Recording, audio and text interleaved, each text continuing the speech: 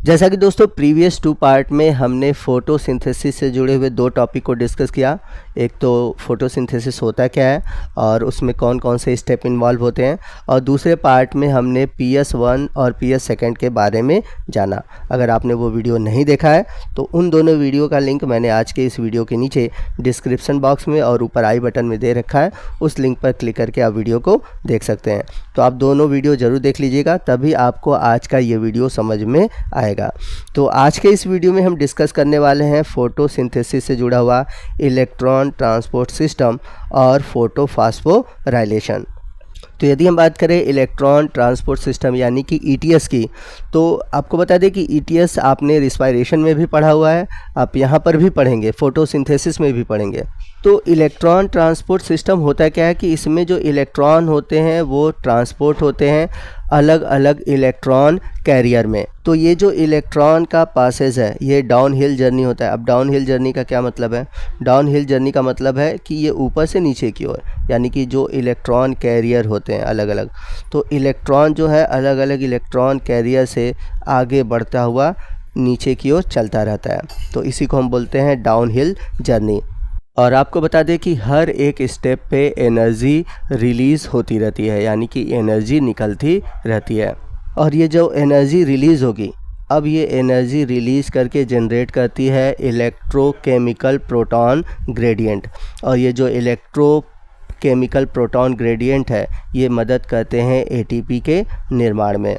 अब फोटोसिंथेसिस में होता क्या है कि ये जो इलेक्ट्रॉन होते हैं ये पास करते हैं अलग अलग इलेक्ट्रॉन कैरियर में और फॉर्मेशन करते हैं ATP का। लेकिन यहाँ पर आपको बता दें कि फ़ोटोसिंथेसिस में जब इलेक्ट्रॉन पास करते हैं तो वहाँ पर लाइट के थ्रू ATP भी बनता है, यानी कि इसमें क्या होता है कि जो ATP बन रहा है वह लाइट के थ्रू बन रहा है, इसलिए इसको हम बोलते हैं फोटोफॉस्फोराइलेशन। तो नाम में ही देख सकते हैं फोटो का मतलब हुआ लाइट और राइलेशन फास्फोराइलेशन का मीन्स फॉर्मेशन ऑफ ATP। तो जब लाइट के प्रेजेंस में ATP का फॉर्मेशन होता है तो उसको हम बोलते हैं फोटोफॉस्फोराइलेशन। तो यहाँ पर आपको बता दें कि फोटोफॉस्फोराइलेशन 2 टाइप के होते हैं। पहला है नॉन साइक्लिक फोटोफॉस्फोराइलेशन, दूसरा है साइक्लिक फोटोफॉस्फोराइलेशन। तो आइए समझते हैं कि नॉन साइक्लिक फोटोफॉस्फोराइलेशन क्या होता है। तो जैसा कि हम सभी जानते हैं कि लाइट रिएक्शन में 2 तरह के फोटो सिस्टम भाग लेते हैं, PS1 और PS2। तो आपको बता दें कि जो नॉन साइक्लिक फोटोफॉस्फोराइलेशन है इसमें PS1 और PS2 दोनों ही भाग लेते हैं। तो देखते हैं कि कैसे ये साइकिल स्टार्ट होता है। तो साइकिल स्टार्ट होती है PS2 से। PS2 से क्यों स्टार्ट होता है, PS1 से क्यों स्टार्ट नहीं होता? तो आपको बता दें कि अगर आपने हमारा फ़ोटो सिस्टम वाला वीडियो देखा होगा तो आपको पता होगा कि जो फ़ोटो सिस्टम सेकेंड है वहाँ पर जो रिएक्शन सेंटर होता है वो होता है P680, यानी कि ये 680 nm के लाइट को एब्जॉर्ब करता है, जो कि PS1 जो है वह 700 nm की लाइट को एब्जॉर्ब करता है। तो आप देखेंगे जब सनलाइट पड़ेगा तो सनलाइट पड़ते ही जो वेवलेंथ आएगा सबसे पहले 680 आएगा, उसके बाद ही 700 nm की वेवलेंथ की लाइट आएगी। तो पहले तो 680 आएगा, ठीक है। तो होता क्या है कि जो PS2 है वो सबसे पहले एक्टिव होता है, और जब वो सबसे पहले एक्टिव होता है तो वहाँ पर आपने पढ़ा होगा, मैंने बताया भी है कि PS2 के यहाँ पर वाटर का ऑक्सीडेशन होता है, वाटर स्प्लिट करता है, और वाटर के स्प्लिट होते ही वहाँ पर निकलता है ऑक्सीजन। तो यहाँ पर अच्छे से याद रखिएगा कि वाटर जो है, वाटर के ब्रेक होने पर ही ऑक्सीजन बनता है, और ये कहाँ पर होता है प्रक्रिया, वो होती है PS2 में। अब PS2 से इलेक्ट्रॉन रिलीज़ होता है तो सबसे पहले जाता है प्लास्टोक्विनोन के पास, उसके बाद साइटोक्रोम B6 के पास, उसके बाद साइटोक्रोम F के पास, साइटोक्रोम F के बाद इलेक्ट्रॉन जाता है प्लास्टोसाइनिन के पास, और प्लास्टोसाइनिन से जाता है PS1 में। तो इस बीच प्लास्टोक्विनोन और साइटोक्रोम F के बीच जो ADP है वो फास्फोराइलेशन होता है और फॉर्मेशन करता है ATP का। तो यहाँ पर ATP का फॉर्मेशन हो जाता है। अब PS1 से इलेक्ट्रॉन जो है वो जाता है फेराडॉक्सिन के पास, और यहाँ पर NADP का जो है रिडक्शन होता है, और रिडक्शन के थ्रू बनता है NADPH2। तो यहाँ पर देख सकते हैं कि जो PS2 से इलेक्ट्रॉन चला PS1 में गया, और PS1 से होता हुआ ये NADPH2 का फॉर्मेशन कर रहा है। तो यहाँ पर इलेक्ट्रॉन वापस रिटर्न नहीं होता, इसलिए इसको हम बोलते हैं नॉन साइक्लिक फोटोफॉस्फोराइलेशन।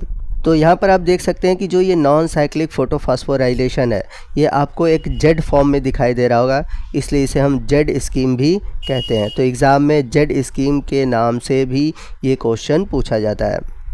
तो नॉन साइक्लिक फोटोफॉस्फोराइलेशन में आपको लिखना क्या है, यहाँ पर देख सकते हैं लिखा है it involve both PS first and PS second. ठीक है, जैसा कि मैंने बताया था कि जो फोटो सिस्टम होते हैं वो 2 टाइप के होते हैं, पीएस फर्स्ट और पीएस सेकेंड टाइप के होते हैं। तो दोनों ही फोटो सिस्टम आपको नॉन साइक्लिक फोटोफॉस्फोराइलेशन में देखने को मिलते हैं। और आपने देखा कि नॉन साइक्लिक फोटोफॉस्फोराइलेशन में आपको 2 चीज़ें बनती हुई दिखी, एक तो एटीपी और दूसरा है NADPH2।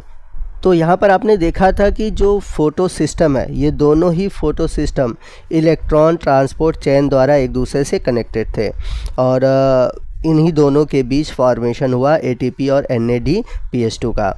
तो जैसा कि हमने पीछे देखा कि नॉन साइक्लिक फोटोफॉस्फोराइलेशन सबसे पहले स्टार्ट होता है पीएस सेकेंड से। क्यों स्टार्ट होता है? क्योंकि वहाँ पर रिएक्शन सेंटर होता है P680 जो कि 680 nm की लाइट को एब्जॉर्ब करता है और लाइट के एब्जॉर्ब करते ही ये जो पीएस सेकेंड है वो एक्टिव हो जाता है, जिससे कि वहाँ पर इलेक्ट्रॉन रिलीज़ होता है और वो एक्साइटेड स्टेट में चला जाता है और इलेक्ट्रॉन को आगे जो डिफरेंट इलेक्ट्रॉन कैरियर है वहाँ पर भेजता है।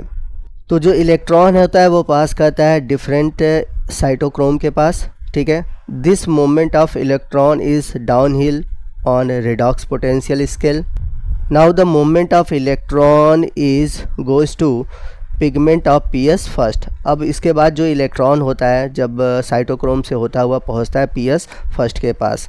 अब जैसे ही इलेक्ट्रॉन पीएस फर्स्ट के पास आता है वो तुरंत ही यूज़ हो जाता है। ठीक है, क्योंकि वहाँ पर जो है रिएक्शन सेंटर है P700, तो ये क्या करता है कि जैसे ही 700 nm के लाइट को एब्जॉर्ब करता है ये भी एक्साइटेड स्टेट में आ जाता है। अब इसके बाद जो इलेक्ट्रॉन है वह क्या करते हैं, जाते हैं आगे डिफरेंट एक्सेप्टर मॉलिक्यूल के पास और होता क्या है कि जो NADP मौजूद है वह NADP रिड्यूस होता है NADPH2 में। अब रिड्यूस कैसे होता है?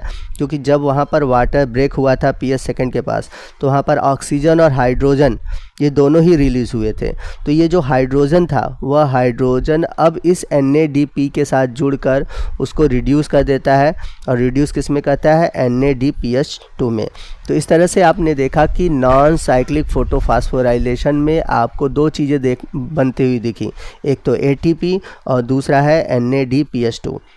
तो यहाँ पर मैंने बताया था कि ये जो फोटोफॉस्फोराइलेशन है या फिर ये जो इलेक्ट्रॉन ट्रांसपोर्ट सिस्टम है इसे हम जेड स्कीम भी कहते हैं, क्योंकि जब यहाँ पर इलेक्ट्रॉन स्टार्ट होता है जाना पीएस सेकेंड से पीएस फर्स्ट की ओर और पीएस फर्स्ट से जब NADPH2 फॉर्मेशन होता है यानी कि NADP का रिडक्शन होता है और फॉर्मेशन हो जाता है NADPH2, तो वहाँ पर आपको जेड फॉर्म में दिखाई देता है, इसलिए इसे बोला जाता है जेड स्कीम।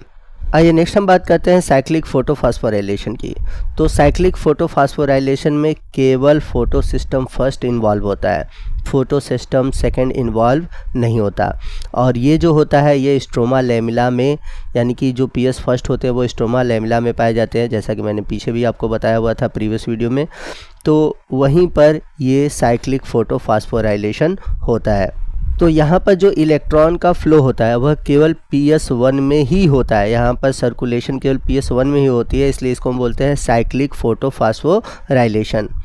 तो साइक्लिक फोटोफॉस्फोराइलेशन में होता क्या है? इसमें होता है कि जो इलेक्ट्रॉन होते हैं वह PS1 से एक्साइटेड होकर NAD के पास नहीं जाते, जबकि ये इलेक्ट्रॉन फेराडॉक्सिन से ही रिटर्न होकर चले आते हैं साइटोक्रोम के पास और उस दौरान ATP का फॉर्मेशन होता है। तो यहाँ पर बार बार इलेक्ट्रॉन जाते हैं, रिटर्न करते हैं, इस तरह से इसको हम बोलते हैं साइक्लिक फोटोफॉस्फोराइलेशन। तो ये होता कैसे, आइए एनिमेशन के थ्रू समझते हैं। तो पहले मैं आपको यहाँ पर फिगर में समझा देता हूँ। यहाँ पर आप देख सकते हैं पीएस फर्स्ट से जो इलेक्ट्रॉन है ये गया है प्राइमरी एक्सेप्टर में, ठीक है, और यहाँ पर प्राइमरी एक्सेप्टर है फेराडॉक्सिन। अब फेराडॉक्सिन से इलेक्ट्रॉन रिटर्न करके चला आ रहा है साइटोक्रोम कॉम्प्लेक्स के पास, यानी कि साइटोक्रोम B6, फिर प्लास्टोसाइनिन, फिर प्लास्टोसाइनिन से वापस पीएस फर्स्ट में। तो इस तरह से यहाँ पर देख रहे हैं कि इलेक्ट्रॉन जो है बार बार रिटर्न करके एक साइक्लिक फॉर्म में पीएस फर्स्ट के पास आ रहा है, इसलिए इसे हम बोलते हैं साइक्लिक फोटोफॉस्फोराइलेशन। आइए एनिमेशन के थ्रू साइक्लिक फोटोफॉस्फोराइलेशन को समझते हैं। तो जब फोटो सिस्टम फर्स्ट क्या कहता है, इलेक्ट्रॉन लेता है और एक्साइटेड में चला जाता है तो FRS यानी कि फेराडॉक्सिन के पास जाता है। अब फेराडॉक्सिन को अगर NADPH नहीं मिलता तो ये क्या कहता है, इलेक्ट्रॉन को भेज देता है साइटोक्रोम B6 के पास। तो यहाँ पर एक ATP का फॉर्मेशन होता है। अब साइटोक्रोम B6 से आपने देखा था कि जब इलेक्ट्रॉन साइटोक्रोम F के पास जाता है तो यहाँ पर भी एक यहाँ पर भी एक ATP का फॉर्मेशन होता है। अब इसके बाद साइटोक्रोम F के बाद इलेक्ट्रॉन जाता है प्लास्टोसाइनिन के पास और प्लास्टोसाइनिन से चला जाता है फोटोसिस्टम फर्स्ट के पास। तो साइक्लिक फोटोफॉस्फोराइलेशन में 2 बार फास्फोराइलेशन होता है। एक होता है फेराडॉक्सिन और साइटोक्रोम B6 के पास और दूसरा होता है साइटोक्रोम B6 और साइटोक्रोम F के बीच। तो इस तरह से साइक्लिक फोटोफॉस्फोराइलेशन में 2 ATP का फॉर्मेशन होता है परंतु NADPH2 का फॉर्मेशन नहीं होता।